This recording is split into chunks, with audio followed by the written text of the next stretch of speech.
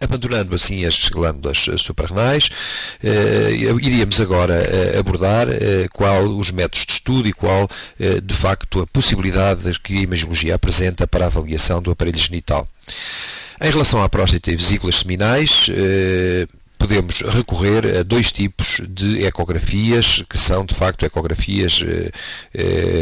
como exames de primeira linha, extremamente importantes. A ecografia suprapúbica, onde o que é possível obter é, essencialmente, uma análise dimensional e a medição volumétrica da próstata, mas de uma análise relativamente grosseira, uma vez que a localização muito profunda da glândula condiciona uma análise textural, em geral, bastante deficitária. Por isso, há necessidade muitas vezes, e sempre que o que esteja em causa seja a preocupação ou a necessidade de estudar adequadamente a estrutura glandular e a visualização dos contornos da cápsula,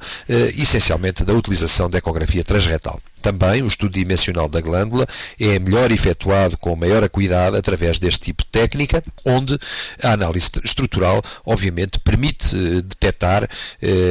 por exemplo, nódulos hipoecogénicos a nível da região glandular periférica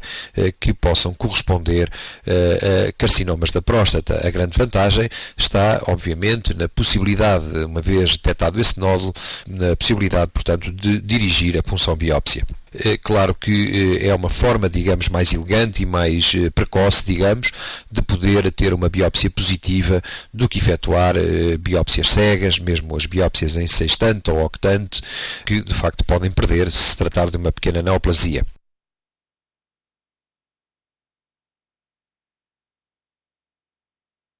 Nesta imagem vemos o exemplo de uma neoplasia da próstata que se manifesta pela presença de um nódulo hipoecogénico a nível da região glandular periférica e depois na imagem da direita vemos várias calcificações a nível da região central relacionadas com hipertrofia benigna. Como vemos na imagem da esquerda, este nódulo está limitado e é delimitado pela glândula, portanto não ultrapassa a cápsula, o que é também, obviamente, uma informação relevante que é necessário também, portanto, produzir. Portanto, a ecografia transretal tem a grande vantagem de conseguir discriminar entre a região glandular periférica e a região central, que é habitualmente a sede da hipertrofia e da hipertrofia benigna e, portanto, dessa região glandular que, em geral, é ecogénica e deverá ser homogénea. É a melhor técnica também para a demonstração dos contornos da cápsula.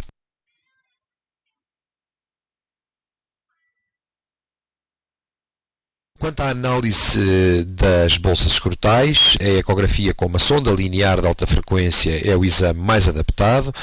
avaliando as dimensões e a textura do testículo, as dimensões também e a textura do epidídimo, que é facilmente detectado, sendo uma técnica importante e fácil de executar para a detecção de tumores, uma vez que o testículo é extremamente homogéneo, a sua textura é extremamente homogénea e, portanto, nomeadamente no contexto da detecção de seminomas.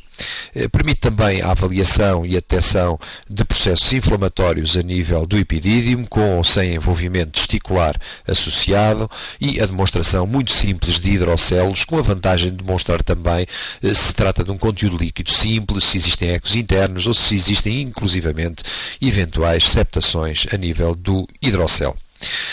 A ecografia Doppler, portanto, se juntarmos de facto a dimensão Doppler a esta ecografia, podemos ainda obter informação importante adicional, nomeadamente no diagnóstico e na demonstração de pequenos varicocelos, que, como é sabido, é uma das causas possíveis de infertilidade masculina, e na demonstração dos casos do chamado escroto agudo, na diferenciação entre a torção testicular versus alterações inflamatórias de epididimite ou de orcoepididimite. Na torção testicular, de facto, a vascularização do testículo, que é explorada quer em modo cor, quer depois em espectro, de facto irá mostrar tanto a ausência de vascularização do testicular através da respectiva artéria e do hilo testicular.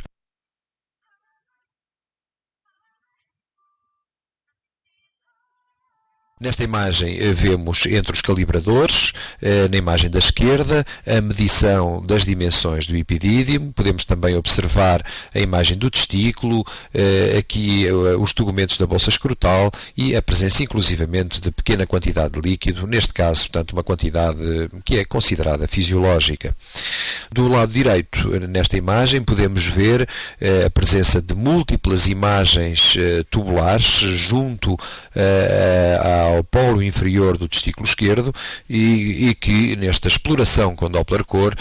possuíam um espectro contínuo venoso, tanto correspondendo a um varicocele. Portanto, uma detecção também muito simples e que ao fim e ao cabo demonstra visualmente aquilo que os nossos colegas são também capazes de detectar com a auscultação Doppler.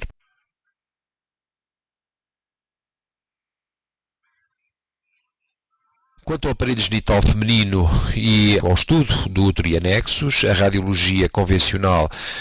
através da radiografia simples do abdômen ou da pelvis, é em geral uma radiografia bastante pobre, poderá detectar essencialmente a presença de calcificações grosseiras na pelvis associadas a fibromiomas calcificados. Um outro estudo que mantém ainda toda a sua atualidade é a histerosalpingografia, que corresponde, portanto, à opacificação retrógrada da cavidade endometrial, por contraste iodado, e também à opacificação retrógrada das trompas. Permite o estudo da cavidade uterina, demonstrando a existência de pólipos ou tumores, como, obviamente, defeitos de reflexão ou imagens de subtração, da mesma forma que os mesmos elementos semiológicos que já vimos também, como se fosse para os estudos do tubo digestivo, e tem ainda a vantagem adicional, e esta é uma das suas grandes indicações, na avaliação da permeabilidade das trompas, nos estudos de infertilidade, no caso de infertilidade feminina. Portanto, um dos critérios de normalidade não só é o calibre filiforme das trompas, como também a passagem do produto de contraste para a cavidade peritoneal.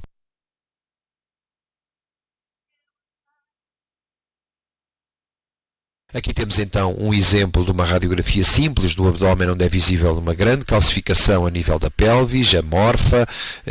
muito densa, de contornos lobulados e que corresponde a um volumoso fibromioma calcificado. Nas duas imagens da direita vemos então uma histerosalpingografia. É uma técnica de facto com alguma invasividade, obriga a uma cateterização do colo, como vemos, e instalação do contraste a partir do endocolo, e para visualização da cavidade endometrial. Neste caso podemos ver como o bordo direito do útero é extremamente regular, da cavidade endometrial é regular, e o bordo esquerdo, pelo contrário, apresenta irregularidades. Na imagem da direita, uma fase diferente de outra histerosalpingografia, em que vemos as imagens das trompas filiformes e depois o contraste a fluir através do pavilhão auricular para ir, de facto, espalhar-se livremente na cavidade peritoneal, delimitando externamente a parede de ânsias intestinais. Tanto um caso em que existe, e é possível afirmar, a perfeita permeabilidade tubar bilateral. Claro que esta técnica pode também, sobretudo a técnica da histerografia, portanto para estudo da cavidade endometrial, tem sido também descrita a possibilidade da sua realização através da conjunção com a ecografia, chamada histerosonografia, portanto instilando nesse caso um produto de contraste negativo, em geral a água ou soro fisiológico no caso, para delimitação e estudo depois com ecografia endocavitária.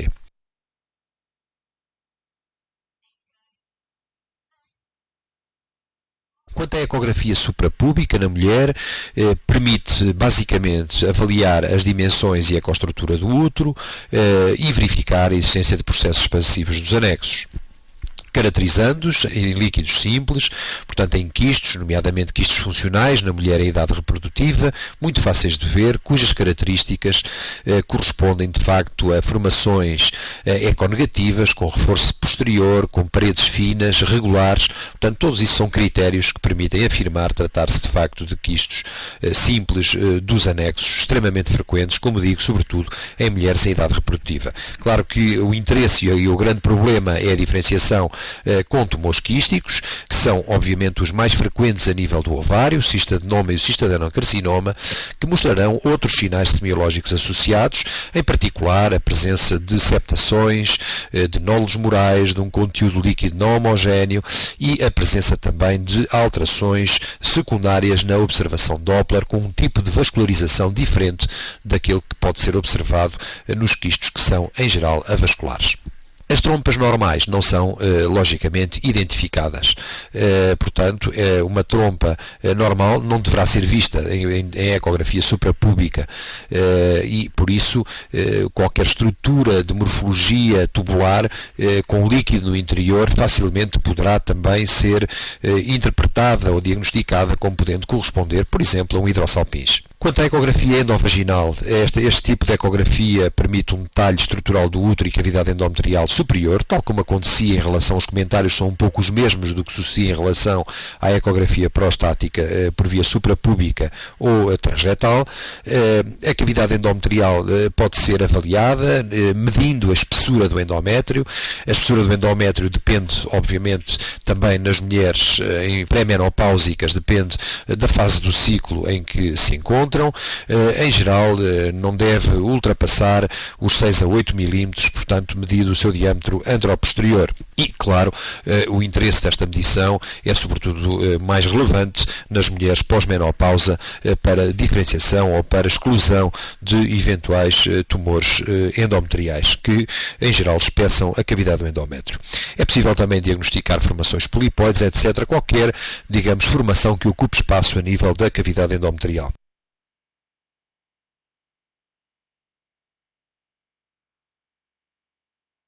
Aqui temos então um exemplo de uma ecografia suprapúbica. É necessário, logicamente, a bexiga em reflexão, que constitui a janela acústica indispensável para a visualização do útero e anexos, em que observamos, neste caso, enfim, uma variante do normal, um útero septado com duas cavidades endometriais que se manifestam por duas imagens ecogénicas. Estes são cortes transversais do útero, portanto, para ilustrar, digamos assim, como é fácil também fazer este tipo de diagnóstico. Na imagem de baixo podemos ver também um derrame peritoneal que se situa a nível do fundo de saco de Douglas, um derrame relativamente abundante e que é um derrame que não é um derrame líquido puro, com uma vez que mostra ecos internos e septações. Também, mais uma vez, a ecografia a revelar todo o seu potencial no diagnóstico e na caracterização das estruturas líquidas. Na imagem da direita podemos ver um estudo endocavitário em que vemos o eco endometrial, que ao fim e ao cabo vemos aqui neste caso este eco interno extremamente fininho que corresponde de facto à cavidade endometrial virtual. É isto que importa obviamente demonstrar, este é o aspecto normal, portanto com uma espessura filiforme, contrariamente àquela espessura aumentada que seria de esperar nos doentes que possuem um tumor do endométrio.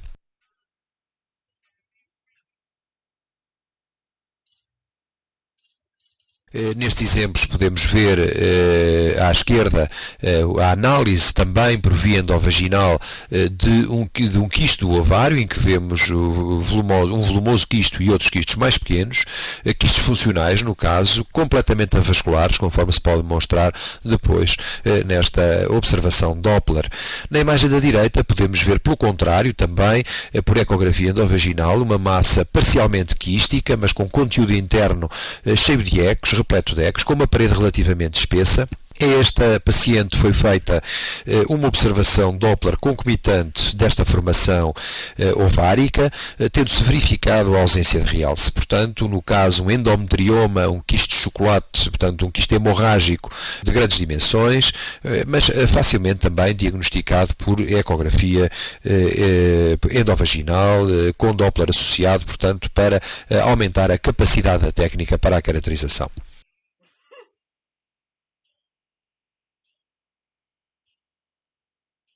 Portanto, vimos de uma maneira geral que a ecografia endovaginal é hoje de facto a grande técnica para a avaliação do útero, da cavidade endometrial, da espessura do endométrio, de alterações finas do miométrio e também contribui decisivamente para a avaliação dos ovários, quer no estudo dos tumores do ovário, nos tumores quísticos, quer na sua diferenciação, quer ainda na avaliação e na monitorização, como sabemos, dos ciclos hormonalmente estimulados. Outro ponto que se coloca e outra questão que se coloca e que irei apenas abordar muito brevemente para dar algumas informações de caráter de orientação geral é em relação à ecografia obstétrica, para dizer que de facto as boas práticas atuais recomendam a realização de 3 exames deste tipo. Um primeiro exame até às 12 semanas, na fase de formação do embrião, portanto a ecografia do primeiro trimestre, onde o embrião pode ser visualizado, pode ser efetuada uma biometria através da medição do diâmetro crânio-nádegas e se determina a idade gestacional. Esta ecografia é particularmente importante nas ameaças de abortamento e na demonstração da vitalidade fetal, uma vez que os batimentos cardíacos são rapidamente visíveis e fáceis de demonstrar desde muito cedo. É evidente que quanto mais, digamos, resolutiva for a nossa técnica, mais cedo é possível ver o embrião e os batimentos cardíacos, como por exemplo sucede em relação à ecografia endocavitária. A segunda ecografia, em geral, realizada entre as 16 e as 20 ou as 24 semanas, é a chamada ecografia morfológica. De facto, aqui o feto já totalmente constituído, portanto, é possível avaliar a sua morfologia, proceder à sua biometria, diagnosticar malformações, avaliar a posição da placenta em relação ao orifício interno do colo, verificar a quantidade de líquido amniótico, a presença de um hidrâmnios ou de um oligoâmnios também facilmente detectáveis. Hoje o apuro das novas técnicas, nomeadamente da ecografia também, da ecografia tridimensional, também dá uma nova dimensão para o diagnóstico de algumas malformações, quer ósseas, quer dos tecidos moles, portanto pode ser também uma técnica adicional com algum valor na avaliação deste tipo de ecografia morfológica, em que deverá ser visto toda uma, digamos, uma checklist que deverá ser cumprida de visualização de estruturas fetais. Finalmente, a última ecografia preconizada, estou portanto aqui sempre a referir-me a uma gravidez normal, portanto normoevolutiva, em que, como se vê, são preconizadas 3 ecografias. Portanto, a ecografia pré-parto entre as 35 e as 40 semanas pretende-se essencialmente, para além da demonstração do bem-estar fetal, verificar a apresentação do feto e também terminar demonstrando a localização placentar, já que a placenta também vai subindo no útero com o aumento das dimensões uterinas e, portanto, verificar se o orifício interno do colo está ou não ocluído por uma eventual placenta prévia.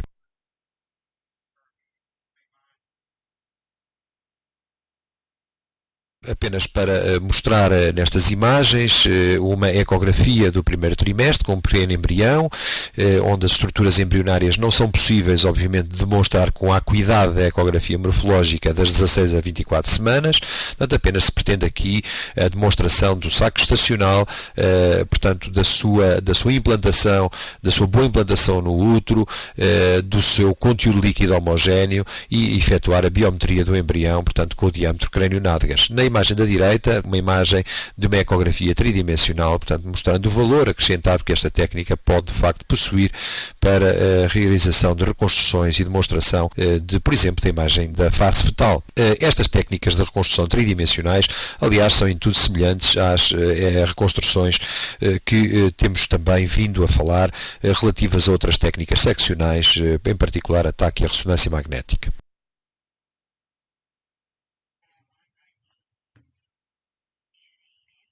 Ainda em relação ao estudo do útero e anexos, conviria referir que hoje a TAC e a ressonância magnética participam claramente no estadiamento dos tumores uterinos. A nova classificação internacional ainda contempla uma multiplicidade, a classificação da FI contempla uma multiplicidade de técnicas para o estadiamento dos tumores uterinos, mas hoje a ressonância magnética pode responder com vantagens muitas das questões que são levantadas por esse estadiamento, nomeadamente a localização do tumor, a invasão dos paramétros, a invasão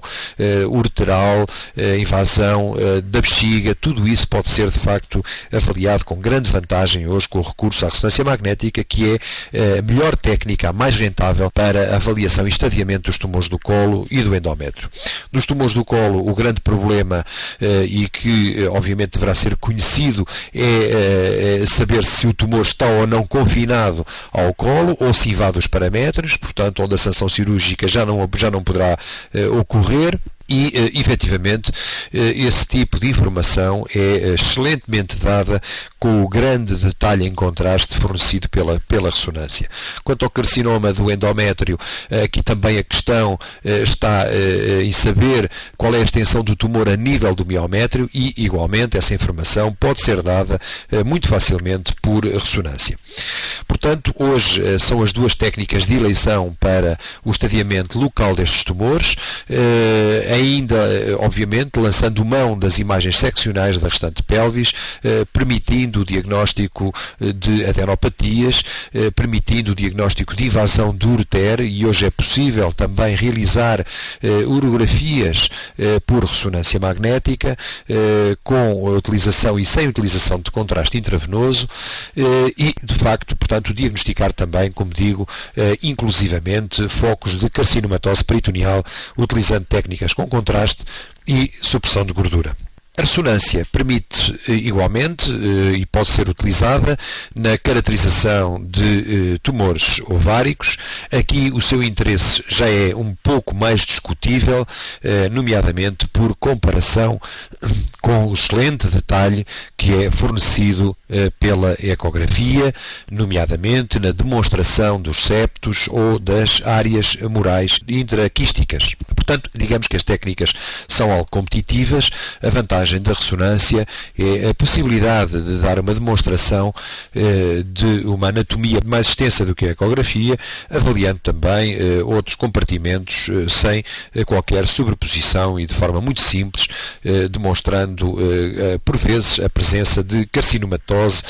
e também de adenopatias retroperitoneais. Portanto, este tipo de informação contido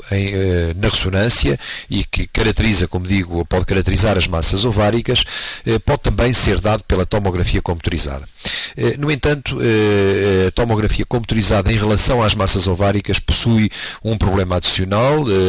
A demonstração das componentes sólidas e dos septos em geral obriga à execução e à administração de contraste intravenoso e, digamos que não é muito mais informativa em relação ao tumor em si mesmo do que a informação que já era disponível em ecografia.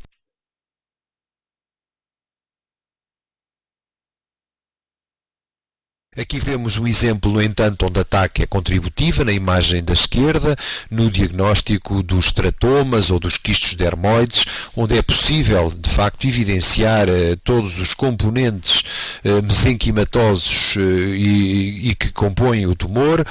nomeadamente a presença de líquido, a presença de gordura, muitas vezes a presença de calcificações, de estruturas dentárias e, portanto, tudo isso é, de facto, muito simplesmente avaliado por tomografia computerizada e demonstrado e caracterizado adequadamente. Na imagem central observamos na goteira parietocólica direita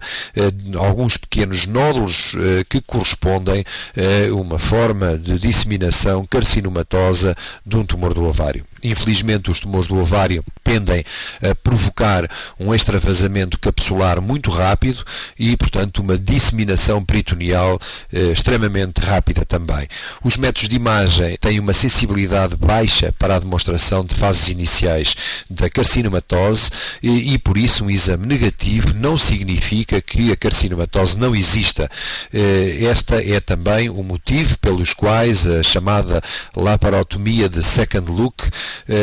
nestas pacientes com tumores do ovário, com tumores quísticos do ovário, não pôde ainda deixar de ser realizada precisamente devido à baixa sensibilidade dos métodos de imagem para a sua detecção. Na imagem da direita vemos também, finalmente, a vantagem adicional da técnica de tomografia computadorizada, no caso, para o estadiamento, demonstrando a presença de adenopatias. Portanto, a necessidade que existe de fazer, logicamente, um estadiamento mais completo para além da avaliação local, do estadiamento local do tumor e da verificação do seu crescimento local.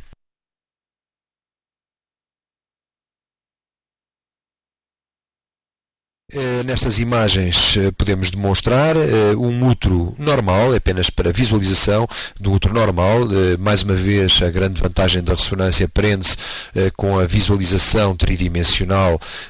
portanto, em qualquer plano, diretamente, com imagens diretas, em que é possível observar o sinal do miométrio e depois o hipossinal um pouco mais acentuado a nível do endocolo, resultante precisamente do seu estroma fibroso predominante. Portanto, este é o aspecto habitual de um útero normal, com a cavidade endometrial hiperintensa e com a visualização de uma linha um pouco mais ecogénica a delimitar a cavidade endometrial hiperintensa, conhecida como zona juncional. Portanto, a semiologia é rica e, de facto, é relativamente simples a avaliação do crescimento local dos tumores e da sua invasividade local com esta técnica.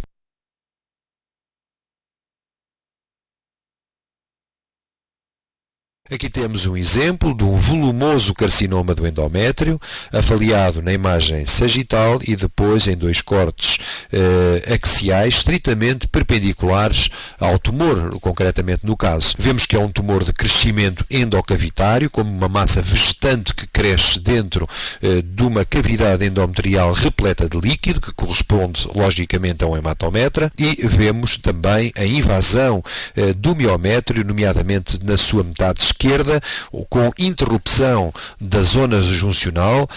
e que demonstra tanto esta invasão em profundidade do miométrio, sem extravasamento para fora dos contornos uterinos. Portanto, é este o tipo de informação que hoje a ressonância pode, de facto, fornecer, estando indicada como técnica de primeira intenção